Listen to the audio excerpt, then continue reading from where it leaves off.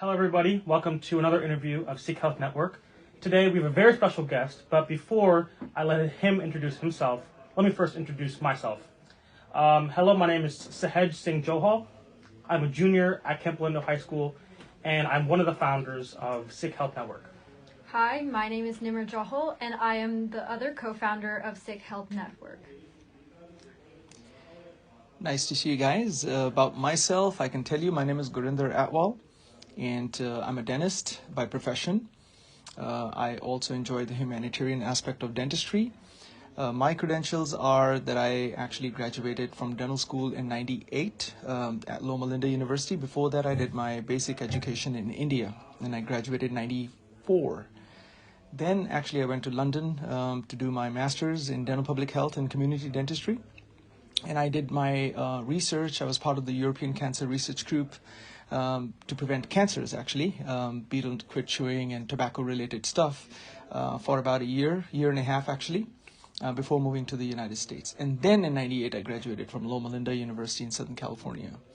So ever since my graduation, I'd been actually, to be honest, my story is a little bit different. Typically, people get out and they work and they start the offices. I had a little bit of a difficulty in getting jobs. And at that time, 6 weeks, and I was a little bit impatient too. I thought, heck, we are in America, we're going to create jobs. So 6 weeks out of the school, I actually started my practice.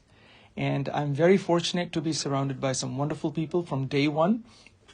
All my team members, not all I would say, but majority of them, the key members are pretty much the same for 22 years.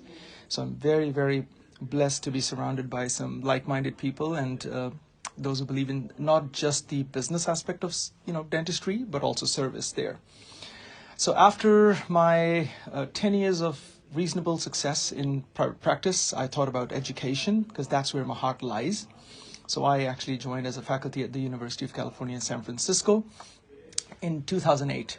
So it's been this is my 14th year that I've been teaching foreign graduates how to actually be dentist, and get out and be successful, but at the same time, spread the right message of dentistry. So that's in brief my education and my introduction. Yeah, that's a very inspiring background. Thank you. Go ahead. Okay, so what motivated you to be a volunteer to do community service or seva with the Sikh Health Network at the Sobrante Gurudwara? Seva is a very important part of one of the, I would say, pillars for our, faith. And I've been actually involved with Seva in a different forms, not necessarily, through religious organizations. I've been part of 3 groups that are very close to my heart, and I can tell you one project, I think I was talking to your dad earlier on, and one of the patients, of course, that, one of the projects which are very dear to me is in East Africa. The reason is because my majority of my family, my maternal side was from East Africa, and I see a lot of disparity of, care, the access to care. So firsthand I've seen because, as a child I went to East Africa and then also during my adulthood also. So I decided, I'm going to pair it with a group where we can actually go create not only dental, we render care, but we're actually going to create leaders. We're going to create students, those who can actually go take care of certain villages. So we train tribal people so that they can go out and, do the dental work and basically take care of their local population. So motivation was because of my grandparents. My grandfather was a teacher and my great-grandfather was in the medical field. So they had passed on and I thought, in their honor, I'll do it. So basically that was one of the things for East African project. California, being here, we have a lot of need here. California, we, driving to San Francisco, seeing homeless population, and my background in London, where I actually went to King's College in England. Our job over there was basically not just the dental public health aspect of it, but we also treated the homeless population. So for me, actually looking a lot of homeless population around in San Francisco, I joined CDA Cares, which is basically California Dental Association's part, which actually serves the underprivileged population. But looking at the homeless aspect, all around different major cities, that kind of motivated me to do the California aspect of the the dental humanitarian projects, and one project we do in Asia, and that is purely rendering care. Right. It seems like you're very involved in education, leadership, research. So what really inspired you to get involved in medicine, and what did your journey really look like when towards your path to medicine and being a doctor? I always was drive towards biosciences. I went to high school in Chandigarh, and I'll tell you what, I was an excellent student in biosciences. We had an event in our life, like, my mom had passed away when I was 18. So that was a turning point. So I, all of a sudden, and my dad was in the army at that time.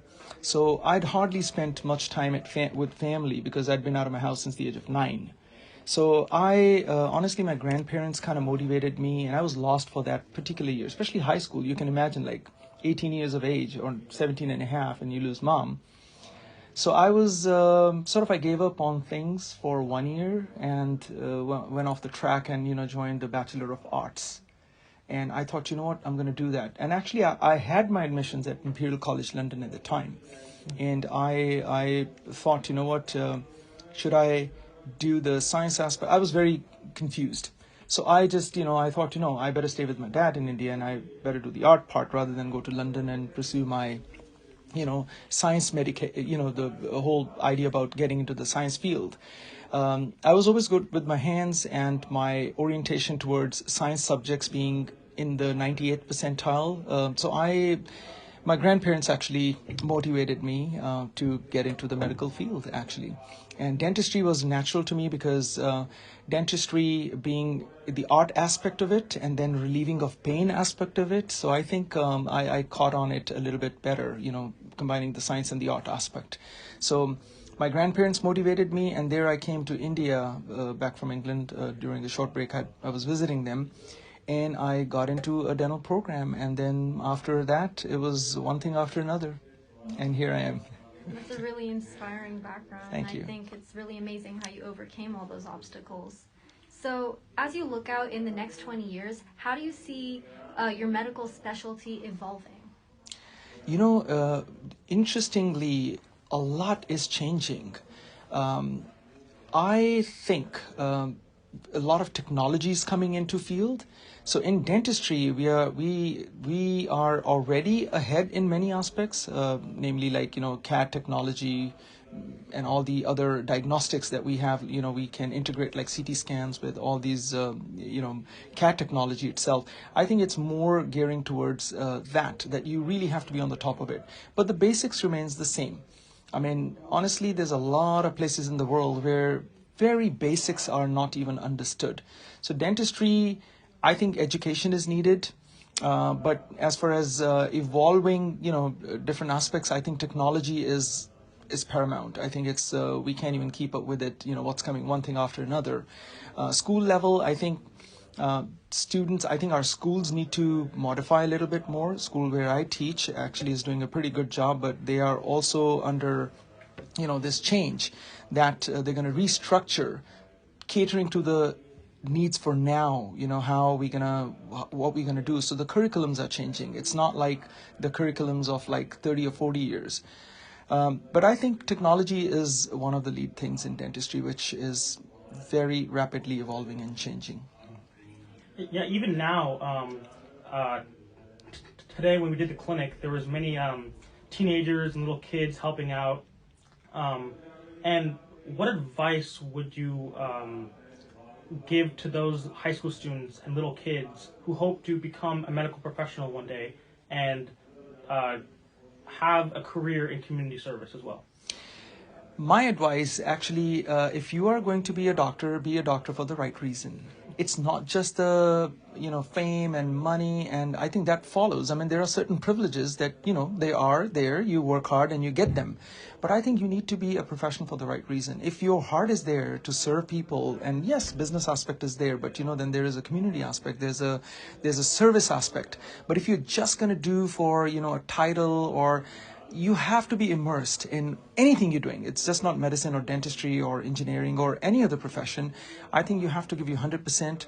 If you have the dreams and you don't get the grades, but you have the desire, what I've seen, especially living in this country with a very big heart, the main thing is persistence. You got to be persistent. Don't give up. Be at it. Improve the self-evaluate. Always keep an exit door open for an alternative. That's not a bad idea. But if you're that focused, get the grades right, but do it organically. Like you guys are. I mean, I was very impressed. This is my first time actually helping out at this camp. And I was very touched. Honestly, I was. It's not just because I'm talking to you guys. I think it's amazing to see our youngsters have that fire and the desire that, you know, they want to get out there, they want to do things. And that's what's going to sustain not only our community, but in future, our kids. You know, this is the foundation right here. And I would say be at it, be persistent, take care of your health, because mental and physical. If you need help, get out and get some help. Don't give up your dreams. You know, if you're at it, anything is possible here. It's just we're in the right place actually. Our thing is we just don't want to give up. And you know, there could be some family instances or some other situation can occur. Those events, take them in a light, like losing a mother. I tell you what, it was very awakening. I had a very almost like a 180-degree about turn in my life, but I took it for a positive. I didn't take it as a, you know, I matured very fast and I made a happy memory temple in my brain to vibrate. I've never actually felt sad.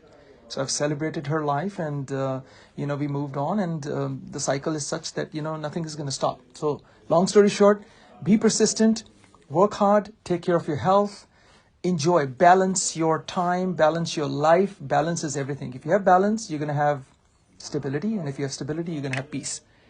If you don't have that, the imbalance is what's going to create the other issues there. So I think definitely, you know, as we age and mature, we're going to learn more from it. Yeah, totally. Yeah, I think it's really great having you say all those words to us. It's really inspiring, and I think it's some really great advice for us high school students trying to venture into these different paths of medicine. And yeah, so it's really great hearing from you. Thank you for your time. Thank you so much. Thank you, Sarah. Thank you, Nimmer. Thank you.